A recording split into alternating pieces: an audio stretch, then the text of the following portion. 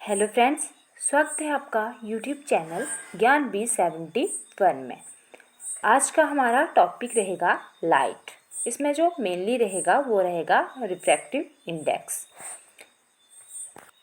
सबसे पहले आपको पता है कि लाइट क्या होती है। Light is a form of energy which is propagated as electromagnetic wave. Light जो होता है वो एनर्जी का एक रूप है जो कि प्रोपेगेट करती है जैसे कि इलेक्ट्रोमैग्नेटिक वेव्स करती हैं। ये मैंने जब वेव वाला चैप्टर पीछे टॉपिक करवाया है तब आपको सब कुछ बताया है इसके बारे में, इलेक्ट्रोमैग्नेटिक वेव्स के बारे में वहाँ पे बताया हुआ है। उसके बाद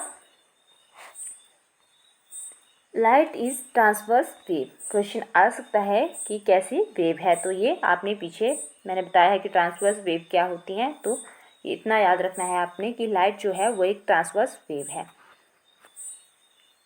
in the spectrum of electromagnetic wave it lies between ultraviolet and infrared reason. आपने हल्का हल्का याद रखना है, पूछ सकते हैं ऐसे कि किस में ये लाइज करती है, तो ये करती है अल्ट्रावायलेट एंड इंफ्रारेड रीजन में। अगर आपको कम दिखाई दे रहा होगा तो मैं फिर से बोल देती हूँ, अल्ट्रावायलेट एंड इंफ्रारेड रीजन।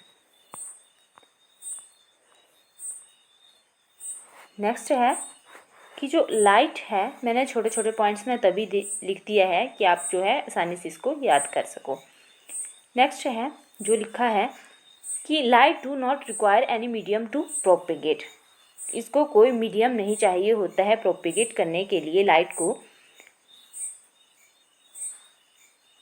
क्योंकि ये जो जितनी भी ये क्या है कि इलेक्ट्रोमैग्नेटिक वेव्स है और इलेक्ट्रोमैग्नेटिक वेव्स को जो है वो ट्रैवल करने के लिए किसी भी मीडियम की ज़रूरत नहीं होती है। तो ये सब कुछ आपको पीछे जब वेव करवाई है तब वहाँ पे बताया है कि मतलब electromagnetic waves, mechanical waves, non mechanical waves, वो आपको वहाँ से क्लियर है। और यहाँ से वैसे भी ऐसा नहीं पूछते हैं, इधर से सिर्फ जो है या वेव से कुछ भी है ये वाले टॉपिक, तो इनसे डायरेक्ट क्वेश्चन पूछे जा सकते हैं। तो मैं थोड़ा थोड़ा आपको ऐसे इनके बारे में बता रही हूँ कि पूछे जा सकते हैं। और जो ये एक महत्वपूर्ण क्वेश्चन रहेगा कि लाइट का जो है वो नेचर कैसे होता है, ड्यूअल नेचर होता है इसका।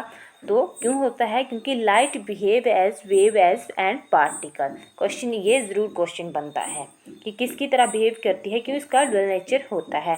तो वो होता है क्योंकि ये वेव एंड पार्टिकल की तरह जो है, दोनों की तरह जो है वो बिहेव करती है। ये आपने ध्यान में रखना है, ये इम्पोर्टेंट रहेगा आपके लिए। नेक्स्ट रहेगा कि speed of light is maximum vacuum and air में। स्पीड इसकी जो है वो मैक्सिमम होती है, ये होती है 3 × 10⁸ मीटर पर सेकेंड। तो ये भी आपके लिए महत्वपूर्ण हो सकता है, पूछा जाए ये क्वेश्चन भी, तो आपने ध्यान में रखना है। इसके बाद एक और बात जो है वो है कि in quantum theory light is regarded as a packet और bundle of energy called photon.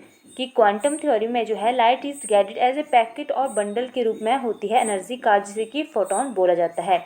और फोटोन जो है वो एसोसिएटेड होता है with it an energy E, और ई केवल पूछ सकता है कि ई किसके बराबर है, तो एच। तो ये आपने रख लेना है ध्यान में, पूछ लिए जा सकते हैं, ऐसा कुछ नहीं बोला जा सकता क्या पूछा जाए क्या नहीं। तो आपने जो है ये ध्यान, छोटे छोटे पॉइंट हैं, इनसे ही क्वेश्चन बनेगा, तो आपने जो है ये ध्यान में रखना है। अगर आपके ध्यान में होगा तो फिर आप इजीली इसको कर सकते हो। इसके से जो ज़्यादा जो मेन क्वेश्चन बनता है वो बनता है यहाँ से, मैंने आपको बता दिया कि यहाँ से 2 क्वेश्चन बनने की संभावना होती है, ये पूछ लेगा या फिर ये वाला पूछ सकता है। बाकी भी आपने हल्का हल्का ध्यान में रखना है। अगर ध्यान में चीज़ हो तो फिर आप इजीली उसे, अगर आपकी आंखों के सामने आ जाए तब आपको पता लग जाता है कि इसका आंसर ये नहीं ये होगा, अगर आपने एक बार भी देखा हो। और इससे जो मेन रहेगा वो रहेगा रिफ्रैक्टिव इंडेक्स वाला टॉपिक।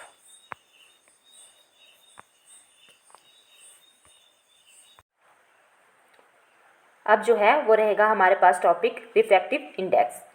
रिफ्रैक्टिव इंडेक्स, यहाँ पे सबसे पहले इसकी डेफिनेशन है। वैसे तो डेफिनेशन कोई नहीं पूछता है, पर मैंने यहाँ पे लिख दी है क्योंकि इससे ही आपको पता लगेगा कि रिफ्रैक्टिव इंडेक्स जो है क्या होता है। इसके ऊपर जो है वो क्वेश्चन बनते हैं। आपको आगे जब जब जैसे जैसे मैं टॉपिक करवाती जाऊँगी आपको पता लगता जाएगा कि किस प्रकार के क्वेश्चन जो है यहाँ से बनते हैं।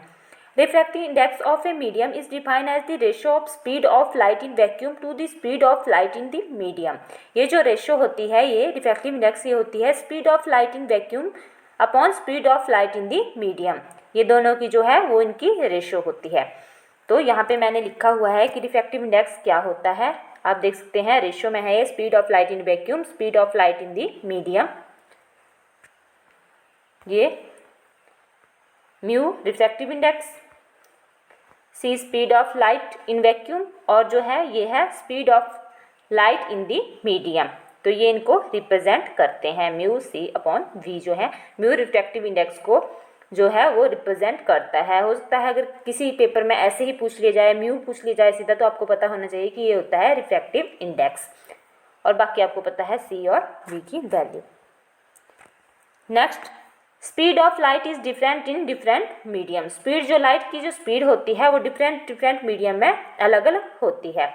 जैसे ये एक टेबल है, आपको ये याद करना ज़रूरी है, क्योंकि जो अगर इससे सीधा क्वेश्चन बनेगा फिर आप जो है वहाँ पे अपना टाइम वेस्ट नहीं करोगे निकालने के लिए। आप डायरेक्ट यहाँ से वैल्यू अगर आपको याद होगी, अगर हो सकती है आपको याद, तो कर लेना, कहीं पूछ लिया जाए डायरेक्ट ही, नहीं तो ऐसे इस प्रकार के क्वेश्चन पूछ सकते हैं, आप निकाल कर उनको अच्छे से कर सकते हो।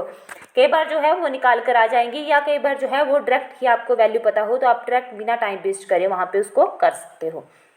जैसे सबसे फर्स्ट पे है, इस साइड लिखा है मैंने मीडियम, और इस साइड है स्पीड ऑफ लाइट जो है मीटर पर सेकंड में होती है।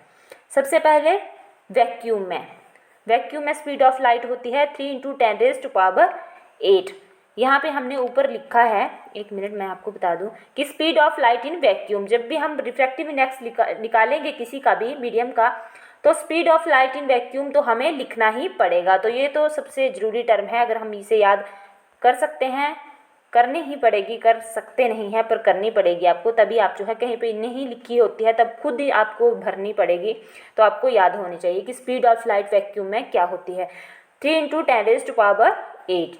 नेक्स्ट है वाटर के लिए, पानी के लिए, वो है 2.25 × 10⁸ पानी के लिए।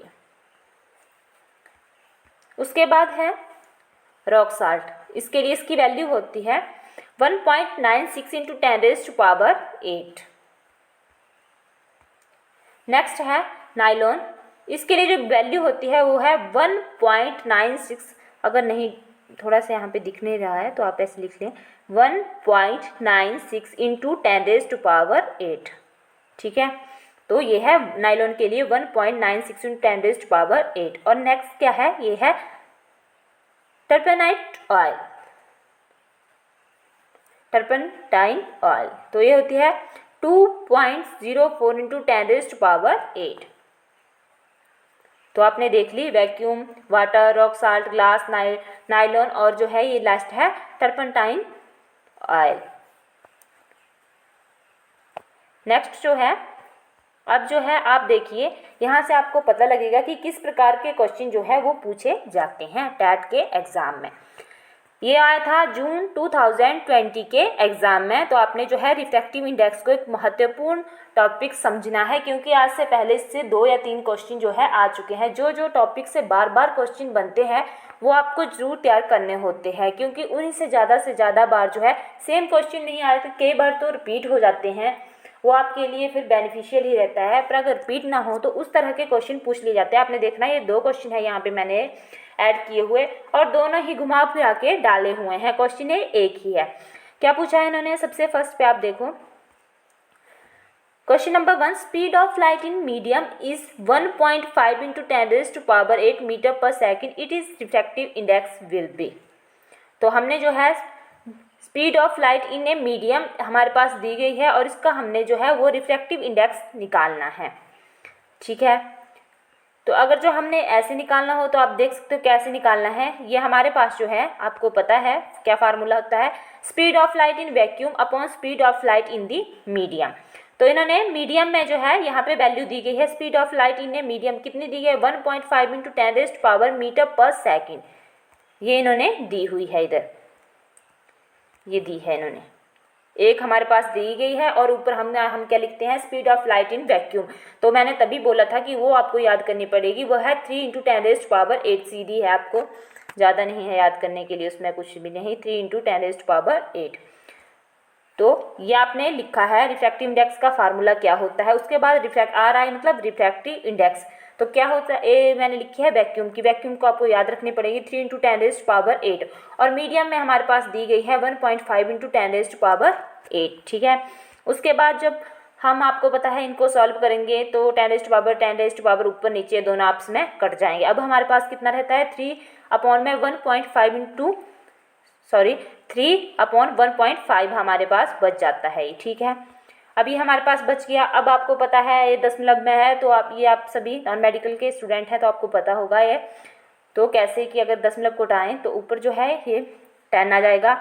अब इसको काट लेते हैं हम, अगर काटेंगे तो आपको पता है ये अगर मैंने 10 लगा दिया तो फिर ये दशमलव नहीं होगा यहाँ पे। एक मिनट, ये जो लिखा है मैंने ये 3 में ये लिखा है मैंने साथ साथ में 15/10, ठीक है।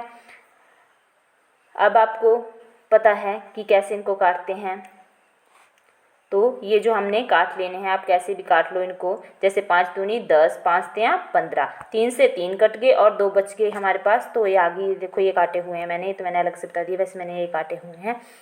तो ऐसे काटने हैं आपने, और जो क्या आएगा हमारे पास वैल्यू आ जाएगी 2। रिफ्रैक्टिव इंडेक्स कितना आया 2, तो आप ऐसे निकाल सकते हो। तो ये है डी इसके लिए राइट ऑप्शन रहेगी। ऐसे आपने निकालने होते हैं, ज़्यादा टफ नहीं है, जिसको पता हो कैसे।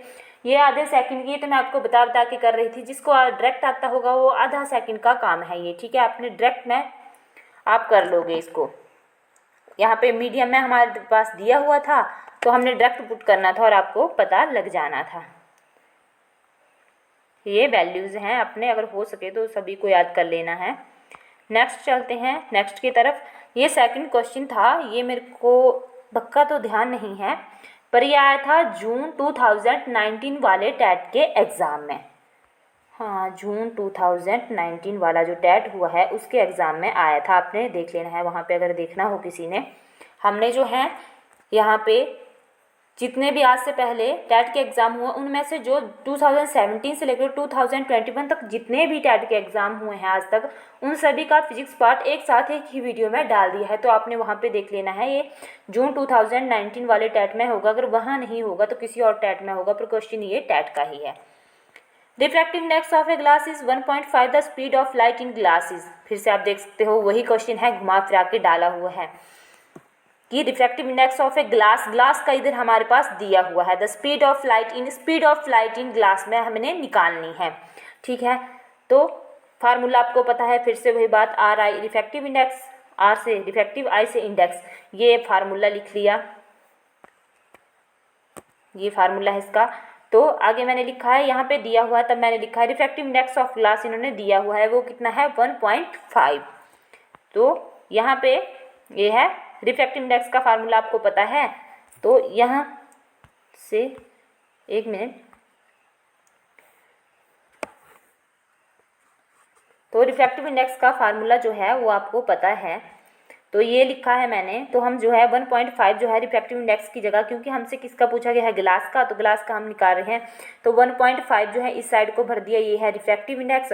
और यहाँ पे हमारे पास जो है वैक्यूम का हमें पता होता है कितना 3 × 10⁸ होता है, और speed of light in medium में पूछा गया है, तो हमने जो है स्पीड ऑफ लाइट जो है ये वाला जो है निकालना है, ठीक है। तब मैंने इसको लिख दिया। आगे speed of light in medium, तो मीडियम क्या है, तब मैंने यहाँ पे ब्रैकेट में ग्लास लिखा है, किसका मीडियम हमारे पास दिया गया है, यहाँ पे मीडियम क्या है ग्लास, यही होता है मीडियम। जैसे वैक्यूम हो गया, नायलॉन पूछा हो आपसे, ग्लास है, वाटर है, जो ये सभी क्या है एक मीडियम है आपके पास। तब मैंने ब्रैकेट में लिखा, यहाँ पे फार्मूले में होता है ना नीचे की speed of light in medium, तो मीडियम क्या है यहाँ पे ग्लास। तो अब आप सभी नॉन मेडिकल के स्टूडेंट हो तो आपको पता है कि क्रॉस मल्टीप्लाई जैसे इसके नीचे एक तो इस साइड चला जाएगा, ये इस साइड चला जाएगा, तो वैसे वैसे करके मैंने करा है इसको, ठीक है।